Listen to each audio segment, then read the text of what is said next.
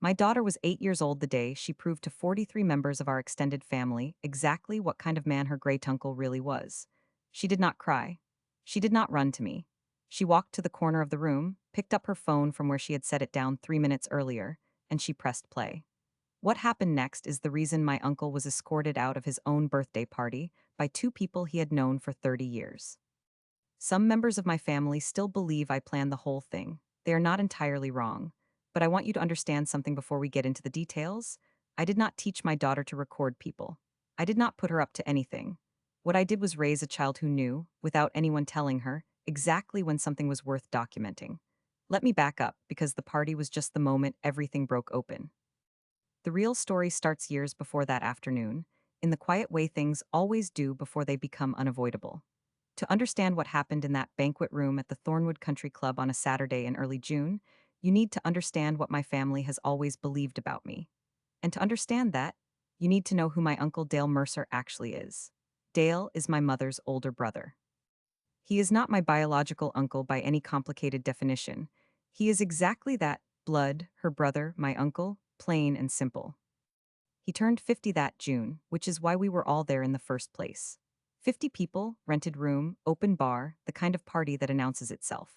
My daughter Lily, who was 8 at the time, is my biological child from my marriage to my husband, Raymond. Raymond could not make it that afternoon because of a work obligation that had been on the calendar for weeks, which turned out to be one of those details that matters later. My mother, Carol Mercer Scott, was there. My aunt by marriage, Dale's wife Helen, was there. My cousins. My grandmother, who at 81 still moves through a room like she owns every inch of it. And me, Nora Scott, the one nobody in that family has ever quite figured out what to do with. I have been the family question mark for most of my adult life, which is a position I arrived at honestly. I did not go into a field anyone understood. I did not marry someone with a recognizable last name. I did not buy a house in the neighborhood my mother suggested. Every decision I made as an adult seemed to generate a quiet committee meeting among the Mercer side of the family, the conclusion of which was always some variation of, Nora is finding her way. Nora is still figuring things out. Nora means well. The funny thing about being underestimated by people who love you is that it leaves a lot of room to move. The first time I understood this clearly, I was 29 years old. I had been working in commercial real estate investment for about 4 years at that point, mostly as an analyst, learning the structure of how deals actually work rather than how they are presented in brochures. My cousin Delia, Dale's oldest daughter, had just gotten a promotion at her accounting firm, and at Thanksgiving that year, my Aunt Helen took my hand across the table and told me, in the kindest voice she has, that maybe I should think about getting my real estate license. Selling houses, she clarified. Residential. She said the market was good and that I seemed like I had good people skills. I thanked her and said I would look into it. I did not tell her that the week before, I had completed the financial analysis on an acquisition our firm was pursuing, a light industrial portfolio valued at $420,000 per property, with 11 properties in the deal. I did not tell her because that would have required me to explain what I did, and explaining it never went the way I hoped. So I nodded, I helped clear the table, and I kept going. The second incident that mattered happened when Lily was about 5, which puts it roughly 3 years before the birthday party. My mother and I were talking on the phone, one of our regular Sunday calls, and she mentioned that Dale had offered to help me look over my finances. His exact words, passed through my mother, were that he wanted to make sure I was set up properly, that he worried about me. That with Raymond's schedule being what it was, he didn't want me caught flat-footed if something changed. I asked my mother what had prompted this. She was quiet for a second. Then she said that Dale had mentioned he could help me look into a 529 account for Lily, like a college fund. He said he wasn't sure I had thought about it. I had opened Lily's 529 account the month she was born. By the time of that phone call, there was $65,000 in it, contributed steadily, managed through an advisor named Gwen Ochoa at a firm downtown that Raymond and I had been working with since we got married. I did not tell my mother any of this. I said thank you, and that was very kind of Dale, and that I felt like we were in pretty good shape. I called Gwen the next morning and asked her to increase the monthly contribution. The third incident is the one I think about most often, because it is the one where I almost said something. Dale had stopped by our house. He does this sometimes, unannounced, which is a habit that I have never found charming, and he found me at the kitchen table going over some documents. Commercial lease agreements, actually, for a small retail strip that Raymond and I were in the process of acquiring as a private investment, not through my employer. Ours. Dale asked what I was working on. I closed the folder. I said just some paperwork, the usual. He looked at the closed folder for a moment, and then he said something that I have turned over in my mind probably 200 times since then. He said, Nora, you know you don't have to pretend everything's fine. If you and Raymond ever need help, that's what family is for. He meant money. He was offering me money. I told him we were fine. He patted me on the shoulder in that way he has, like he's granting permission, and he left. I sat at the kitchen table for another 10 minutes after his car pulled out of the driveway, and then I went back to reviewing the lease terms. What I was sitting with, in that quiet kitchen, was the realization that Dale Mercer had built an entire understanding of my life out of nothing but the absence of visible success. Because I did not drive an expensive car. Because our house was modest and well kept but not impressive. Because I did not talk about money the way that some members of my family talk about money, which is constantly and loudly and usually in comparison to someone else. Because none of those things were present, Dale had filled the gap with an explanation. Nora is struggling. Nora needs help. Nora is the family project. And the thing about that, the thing that should have frustrated me but instead made me feel something colder and more useful, was that his assumption protected me completely.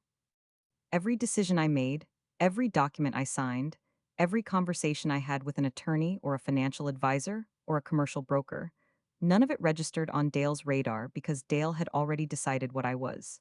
If you have ever been counted out by someone who should have known better, you know exactly what that particular silence feels like.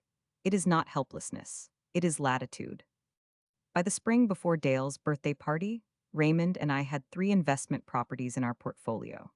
Not large ones, 2 small commercial spaces and a single residential rental, but they were ours, free of any family entanglement, and together they represented an asset position that our financial advisor, Gwen Ochoa, had described in our last meeting as genuinely solid for our stage. We also had the 529 for Lily, which by then had grown to just over $91,000. Raymond's income was stable. Mine had shifted over the past year because I had moved from pure analysis work into an advisory capacity at my firm, which came with a different compensation structure and a level of responsibility that I had not broadcast to anyone outside our immediate household. What I am trying to tell you is that we were not struggling. We had never been struggling, but as far as Dale Mercer knew, we were one unexpected expense away from needing a lifeline. I want to be clear that I did not engineer this misunderstanding. I simply did not correct it. There is a difference, and I think about that difference sometimes, whether it makes me complicit in something, or whether it just makes me a private person. I have landed, most days, on private person. The reason I mention all of this, the properties and the fund and the advisor and the professional shift, is because in the February before Dale's party, I had a meeting with an attorney named James Ockefer. James specializes in estate planning and family asset protection, and I had been referred to him by a colleague who trusted him implicitly. Raymond and I had been meaning to formalize some things for about 2 years. The properties needed to be held correctly, Lily's trust structure needed to be reviewed, and we wanted to make sure that whatever happened to either of us, the picture was clean. What I did not expect was what James flagged about 40 minutes into our first meeting. He had been going through the ownership documentation on our properties, very routine, and he stopped and asked me a question about one of the deeds. Specifically, whether I understood how the title on the second property had been recorded at closing. I told him I thought I did, but clearly something was off because of the way he asked. He set his pen down. He said, very carefully, that there appeared to be a discrepancy between the entity we had intended to hold the property under and the entity name that appeared on the recorded deed. He said it was the kind of thing that could have been a clerical error at the title company, or it could be something that required more careful attention. I asked him what kind of more careful attention. He looked at me for a moment and said, I want you to let me review the full closing file before we discuss this further. But I want you to know that if what I'm seeing is what I think I'm seeing, you have a legal remedy, and it is a strong one. I drove home from James Ockefer's office in February, 6 weeks before Dale's birthday party, and I sat in my car in the driveway for probably 4 minutes before going inside. Not because I was afraid. I had moved past afraid somewhere between his office and the highway. What I was doing in those 4 minutes was recalculating, resequencing, because the birthday party was already on the calendar, because Lily had already been told she was coming. And because sometimes the timing of things, even difficult things, turns out to be exactly what it needed to be. James told me the following week what he had confirmed in the closing file. The second property, a retail space on Harwick Lane that Raymond and I had purchased 2 years prior for $310,000, had been recorded under an LLC name that differed from the entity we had formed. Not by much. One word transposed. But the entity that appeared on the deed was one that had Dale Mercer listed as a managing member in an old business structure he and Raymond's father had dissolved years ago. James believed the error had been introduced at the title company level, likely an administrative mistake pulling from an old file. But the consequence was that the deed, as recorded, did not clearly reflect our sole ownership. Dale had been listed on the incorporation documents of that old structure. He knew it existed. Whether he knew about this recording was something James said he could not determine yet without more information. What I knew was this. My uncle had been in my kitchen 2 years before, looking at a closed folder full of documents that included paperwork related to the Harwick Lane property. He had asked what I was working on. I had said just some paperwork, and he had offered me money. Like a man who already knew the answer to the question he was pretending not to know. James filed a formal title discrepancy notice in March. He was working on a corrective deed. He told me the process would take several weeks. He told me to document any relevant communications with family members. He told me to be patient and to let the legal process move at the speed it needed to move. I told him I understood completely. What I did not tell him was that Dale's 50th birthday party was in June and that my daughter had already picked out what she wanted to wear. The weeks between the February meeting and the party are the weeks I think of when people ask me whether I was calm or whether I was calculating. The honest answer is that I was both, and that those two things are not in conflict. Calm is not the absence of feeling. Calm is what you build when feeling is not enough to protect the people you love. I kept every appointment. I spoke to Gwen Ochoa about the property situation from a financial exposure standpoint, and she walked me through what a protracted title dispute could mean for our portfolio and confirmed that our position was insulated by structures we had put in place, but that the Harwick Lane issue needed to be resolved cleanly. She used the word cleanly twice. I appreciated that. I called James every Thursday for a status update, which he tolerated with the quiet professionalism of someone who had seen anxious clients before and understood that Thursday calls were part of the service. Raymond knew everything. Raymond had been through every document, every meeting note, every piece of correspondence that James sent over. My husband is not a dramatic person. He is the kind of man who reads every word of a contract before signing anything and who never raises his voice when he could lower it instead. When I told him what James had found, he sat at the kitchen table for a long moment and then asked me one question. Do you think Dale knows? I said I thought Dale knew something. Whether it was exactly this something, I couldn't be certain. Raymond nodded. He said, then let James do his job. And that was that for Raymond. He went back to what he had been doing. That is one of the things I have always loved most about him. The first close call happened at Easter. My mother hosted, which she does every year, and Dale was there with Helen and their two grown children. It was a normal family afternoon until after dinner, when Dale cornered me near the back porch and asked, very casually, whether Raymond and I had ever thought about selling the rental property on Birch Road. He knew we had a residential rental. Raymond's father had mentioned it once at Christmas, not realizing we hadn't made it general family knowledge. Dale said he had a colleague who was looking for exactly that kind of property and that he might be able to connect us if we were ever interested.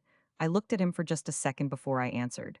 We're not planning to sell anything right now, I said, but I'll mention it to Raymond. He put his hands in his pockets. Of course, just let me know. These things move fast sometimes. I know, I said, I appreciate it. He smiled at me the way he smiles when he thinks he's done someone a favor, and he moved back inside. I stayed on the porch for another minute. Then I took out my phone and sent James Aka a text that said, had a conversation today that I'll want to document. Can we talk Thursday? James replied within the hour. Thursday works. The second close call happened in May, about 3 weeks before the party. Helen called me, which she almost never does. We exchange pleasantries at gatherings, but a direct call from Helen Mercer was unusual enough that I noticed it. She said she was calling to talk about the party, which she was organizing, and could I help with some of the arrangements since I had done event work in a previous job, which was true and also 14 years ago. I said I would help however I could. We talked about centerpieces and caterers for about 15 minutes, and then she said, in a voice that had shifted slightly, that she wanted to ask me something personal. I said, of course. She said, Nora, Dale mentioned that you and Raymond have been dealing with some complications with a property, a paperwork issue. He said he's been trying to help sort it out informally, and he wanted me to ask whether it would be easier if he just took over the management of that property for a while things get settled. I held the phone very still. Helen, I said, I think there might be some miscommunication. We don't have any complications that need outside help. Our attorney is handling a routine documentation review. Everything is proceeding normally. There was a pause on her end. Oh, she said. Dale seemed to think it was more complicated than that. I'm sure he was just being thorough. My voice was completely even. Tell him thank you for thinking of us. We're in good hands. After I hung up, I went to Lily's room, where she was sitting on the floor doing a puzzle, and I watched her for a moment without her knowing I was there. She had her tongue pressed between her teeth the way she does when she's concentrating, and she was methodically sorting the edge pieces from the interior pieces, completely absorbed. I texted James from the doorway. 2 words, moving faster. He called me back in 10 minutes. We talked for 45 minutes. He told me the corrective deed was progressing, but that it would not be finalized before the party. He advised me, in professional attorney language, to be thoughtful about what I attended and in what capacity. I told him I understood his concern. I did not tell him I was still going to the party. I did not tell him that Lily had already picked out her dress, a yellow one with small white flowers, and that she had been talking about the party for 3 weeks because her second cousins were going to be there, and she had been looking forward to seeing them since Christmas. No one takes my daughter somewhere and takes something from her. Not a dress, not an afternoon, not a room she has every right to sit in. I had spent months being patient because patience was the right strategy. I had let James work and Gwen plan and Raymond steady everything. I had not said one word to Dale Mercer about what I knew. But I had also spent those months watching my daughter not know any of it, watching her be happy and curious and completely certain that the world was a place where she was wanted, watching her pick out a yellow dress with white flowers for a party at a country club where her great-uncle's name was on the reservation. The corrective deed was not finalized. The legal process was moving at the speed it needed to move. Everything was in order. But the party was in 3 weeks, and I had a daughter who wanted to go, and I had an uncle who had been very, very quiet since Helen's phone call. The timing could not have been worse. Or maybe it was exactly right. The party started at 2 o'clock on a Saturday in early June, and by 2:47 in the afternoon, my uncle had already had 3 drinks and was holding court near the appetizer table like a man who had never once questioned whether he deserved to be celebrated. The Thornwood Country Club has a banquet room off the main dining area, separated by a set of double doors with frosted glass panels. Helen had decorated it beautifully, I will give her that. White linens, floral centerpieces in shades of blue and gold, a custom sign above the entrance that read 50 Years of Dale. There were 43 people in that room when we arrived, ranging from my grandmother in her chair, near the window, to Dale's youngest grandchild, who was 2 years old and primarily interested in the bread basket. It smelled like a country club, which is to say it smelled like money performing itself. Lily wore the yellow dress with the small white flowers. She had been talking about seeing her second cousins, Dale and Helen's grandchildren, since February. She held my hand through the parking lot and then let go the second we were inside, because she spotted the kids' table near the far wall and was gone before I could finish saying, "Stay where I can see you." I found my mother near the entrance and kissed her cheek. She looked happy, genuinely happy, the way she does at family events before anything has gone wrong yet. "Dale looks wonderful," she said. "He does," I said, which was true. Dale Mercer at 50 was exactly what you would expect from a man who had spent 50 years believing the room was arranged around him. Broad shoulders, good haircut, the particular confidence of someone who has never had to wonder whether he was welcome. He caught my eye across the room and lifted his glass. I lifted mine. We smiled at each other the way that people smile when they are not ready yet. I spent the first hour circulating. I talked to my cousin Delia, who had just gotten back from a trip to Portugal and wanted to tell me about every meal in order. I talked to my Aunt Ruth, my grandmother's sister, who is 83 and does not particularly care about being tactful anymore, which I find enormously refreshing. I talked to my grandmother herself, who held my hand for a long time and told me that I looked well, that Raymond was a good man, and that she hoped I was taking care of myself. I told her I was. She looked at me with the particular clarity of someone who has been watching people for 8 decades and said, "Good, you've always been the careful one." I thought about that for the rest of the afternoon. Lily came back to me twice during that first hour. Once to show me that her second cousin Bree had the same shoes as her, which she found remarkable. Once to ask if she could have a second piece of bread, which I said yes to. Both times she bounced back to the kids' table without stopping. Dale gave a brief speech before dinner was served. It was gracious and self-congratulatory in equal measure. He thanked Helen. He thanked his children. He said something about the next 50 years that got a laugh. He looked comfortable in exactly the way of a man who has never had to consider whether the floor beneath him was solid. Dinner was served. People settled. The noise level in the room rose the way it does when everyone relaxes at once. That is when it happened. The family table, the central table, the one where Dale and Helen sat, where my mother and grandmother sat, where the oldest generation of the Mercer family had arranged itself, had 11 seats. It was a round table, which meant every seat was visible from every other seat. Lily, at some point during the transition from cocktails to dinner, had wandered over from the kids' table. I did not see her walk over. I saw the moment that followed. She was standing at the edge of the family table, looking for a seat. There was an empty chair between my grandmother and my cousin Delia. She had clearly decided that was where she wanted to sit, because she had already pulled the chair out slightly and was looking up at the table with that open, expecting expression that 8-year-olds have when they have not yet learned that some rooms require an invitation. Dale was mid-conversation with the man to his right, a colleague of his named Frank, when he turned and saw her standing there. He looked at her. Full eye contact. And then, clearly enough that 3 people I spoke to later confirmed exactly what they heard, he said, "Nobody wants you here. Go sit somewhere else." Not quietly, not under his breath, in the voice of a man who was not worried about being overheard. The table went through a specific sequence in the seconds that followed. My grandmother turned her head very slowly toward Dale. My mother's expression did something complicated that I could not fully read from across the room. Delia looked down at her plate. Helen, who was seated on Dale's other side, reached for her water glass and did not put it down. Lily did not cry. She stood there for one moment, just one, and I watched her face move through something, some internal recalibration, and then she turned and walked toward the corner of the room where she had left her things. Her small bag. Her phone, which she had been using to take pictures of the floral arrangements because she had decided recently that she liked flowers and wanted to document them. I was already moving. I was halfway across the room when I saw her pick up the phone. I was 3 tables away when I registered, with a clarity that felt like cold water, that she was not just picking it up, she was pressing something on the screen, navigating to something. And the way she turned back toward the family table, phone in hand, with an expression of absolute 8-year-old certainty, told me that whatever was on that phone, she had decided it was the right moment to share it. She pressed play. My uncle's voice came out of the speaker at a volume calibrated for a child who had not thought about acoustics. The room was not perfectly quiet. There was still the ambient sound of 43 people at dinner, but the family table, the center of the room, went still enough that the recording was audible to everyone within 20 feet. It was not from 3 minutes ago. It was from earlier in the afternoon, from the cocktail hour, recorded by an 8-year-old who had her phone out supposedly to take pictures of flowers. Lily had been near the window alcove where Dale and Frank had been talking, and Frank had stepped away for a moment, and Dale had made a phone call.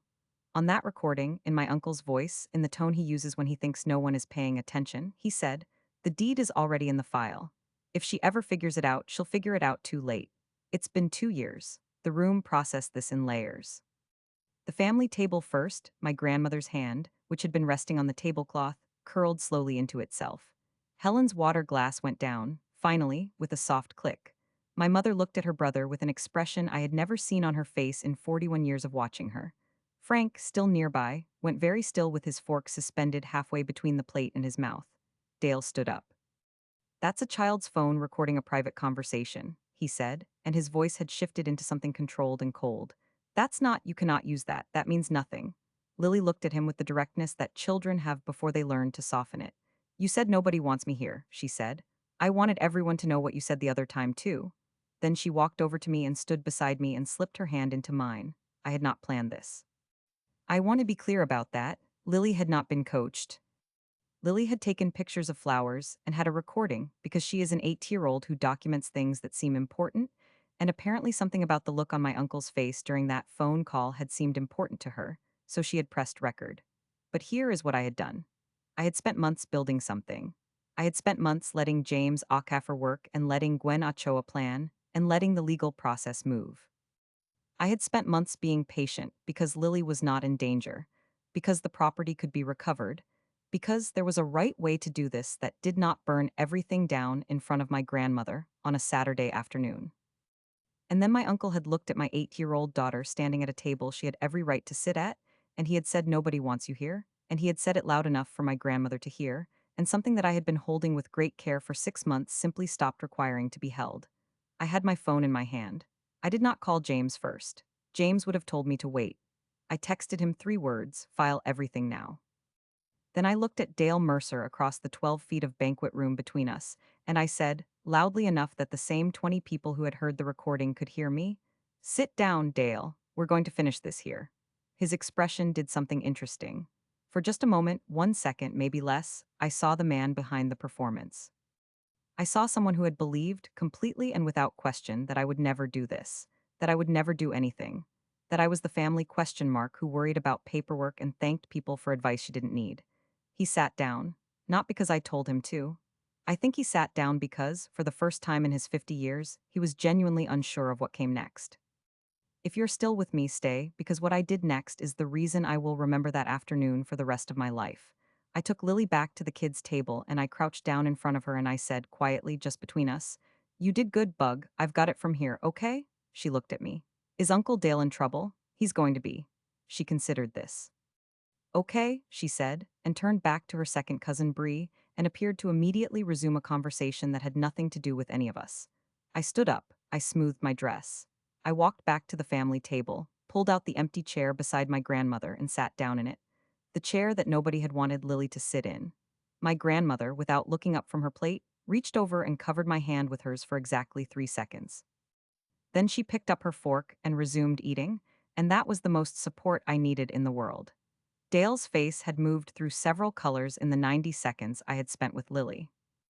He had settled on something between composure and fury, the face of a man who has decided his best option is to act like nothing serious has occurred. "Nora."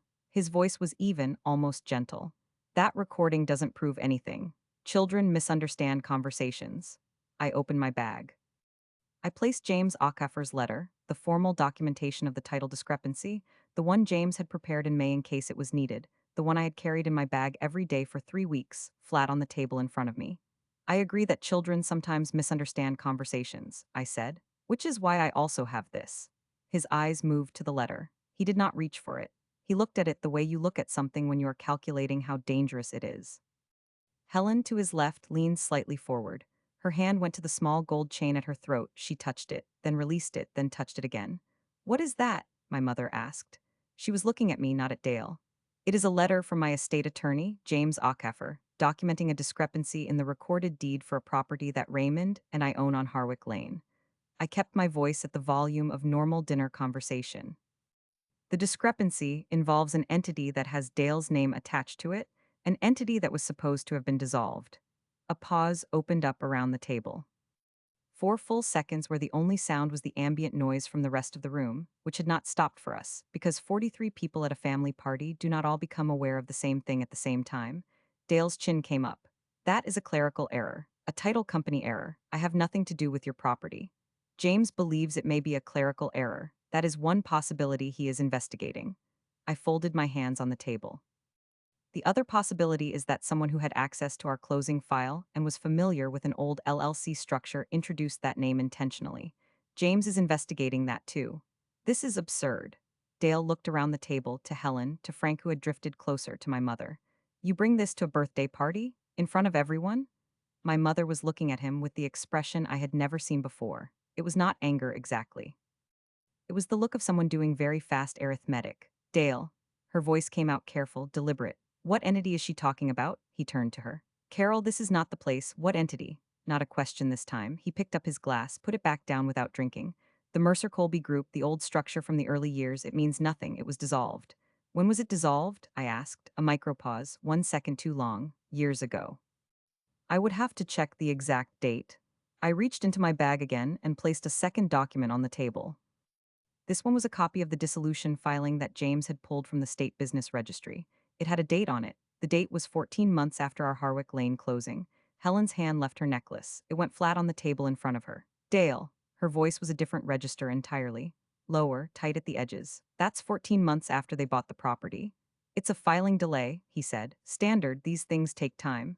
14 months is not a filing delay." Helen was not looking at me. She was looking at her husband with the face of a woman revising something she had believed for a long time. "Dale, what did you do?" He opened his mouth, closed it. looked at Frank, who had taken a very small step backward and appeared to be reconsidering his position near this table. I didn't do anything. This is Nora being dramatic. I am being precise, I said. There is a difference. My cousin Delia, who had been staring at her plate with the determination of someone trying to become invisible, lifted her head. She looked at her father, then at me, then at the documents on the table. Her voice was careful and small. Dad, did you know about their property? Delia, stay out of this. She blinked 3 times fast, the way she does, I had noticed, when she is about to cry and does not want to. She did not look away. I'm not staying out of it, I'm asking you a question. Dale pushed back slightly from the table. Not standing, just the posture of a man creating distance. You are all making something out of nothing. A filing error, a child's phone recording, and suddenly I'm being tried at my own birthday party. Nobody is trying you, I said. James Ockheffer is filing a corrected deed. The county recorder's office has been notified. The title insurance company has opened an inquiry. That process was already underway before today. I did not come here to confront you, Dale. I came here because my daughter wanted to see her cousins, and because you are my family, and because for months I have been doing this the right way. I paused. But then you spoke to my daughter, and I reconsidered what the right way looked like. Frank cleared his throat. I think maybe I'll get some air. He removed himself from the vicinity with the quiet urgency of a man who has suddenly remembered a prior commitment. Nobody stopped him. Nobody acknowledged him leaving. The table had contracted into something smaller and more concentrated. My grandmother had not spoken.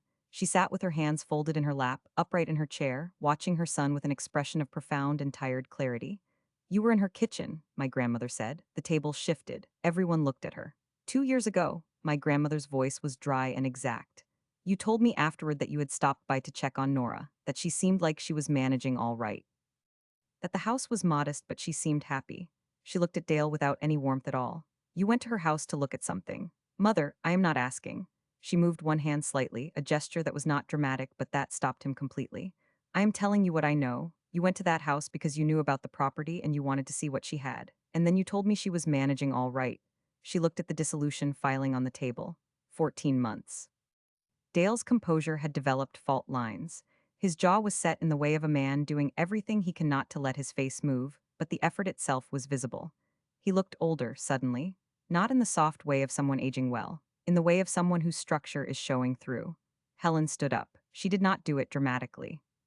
She pushed back her chair with normal force, gathered her small evening bag from the back of the chair, and stood with the particular stillness of someone who has made a decision and is not interested in discussing it. Helen, Dale's voice shifted into something I had not heard from him before, not authoritative, something else. I called Nora, Helen said to the table, not to anyone specifically. In May, he asked me to call her. He told me it was about helping her.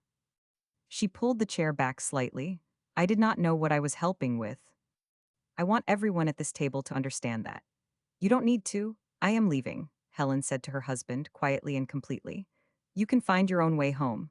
She walked around the table. She paused at my chair, and she put one hand briefly on my shoulder, not warmly, not coldly, just acknowledgement, and then she walked to the double doors with the frosted glass and pushed through them without looking back.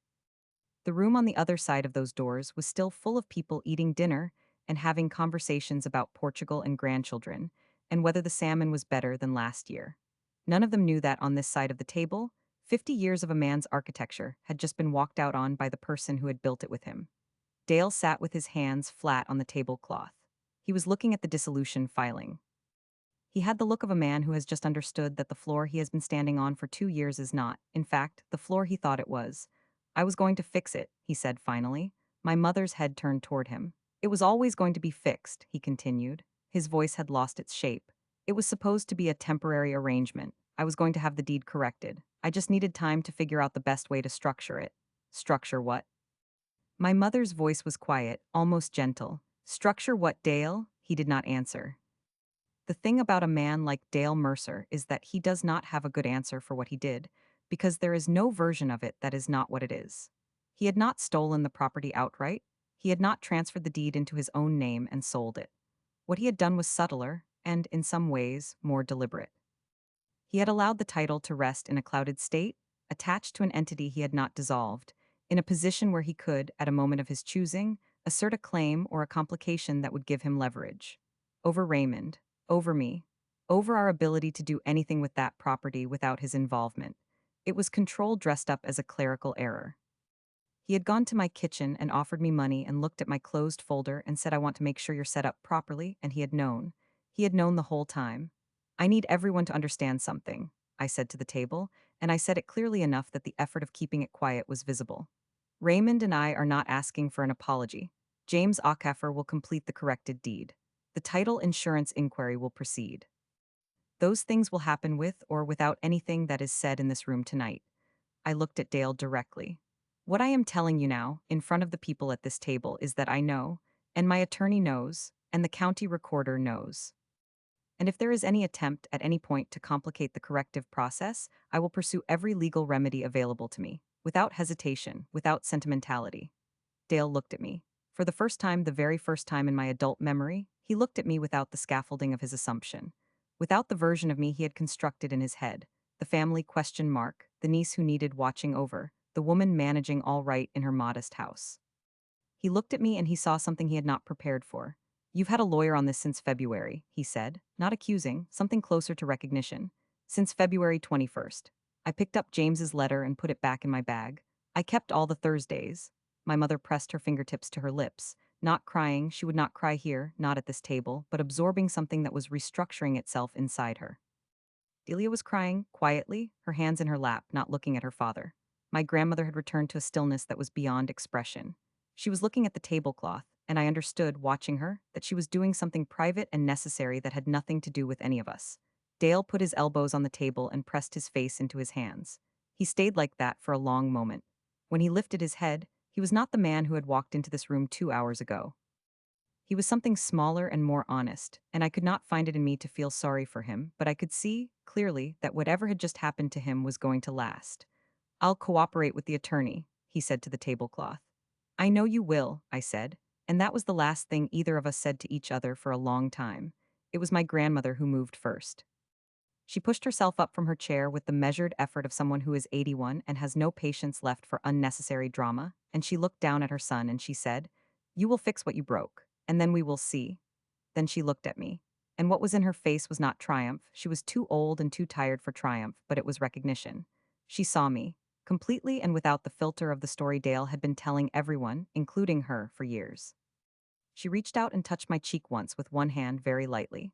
Then she walked to the window and sat back down in her chair and asked my Aunt Ruth if she wanted more coffee, and my Aunt Ruth said yes, and the ordinary business of the room continued. Two people who had been at the adjacent table, extended family, cousins of Helen's I barely knew, had clearly been listening. One of them caught my eye when I stood up. She gave me a very small nod. That was the entirety of her statement.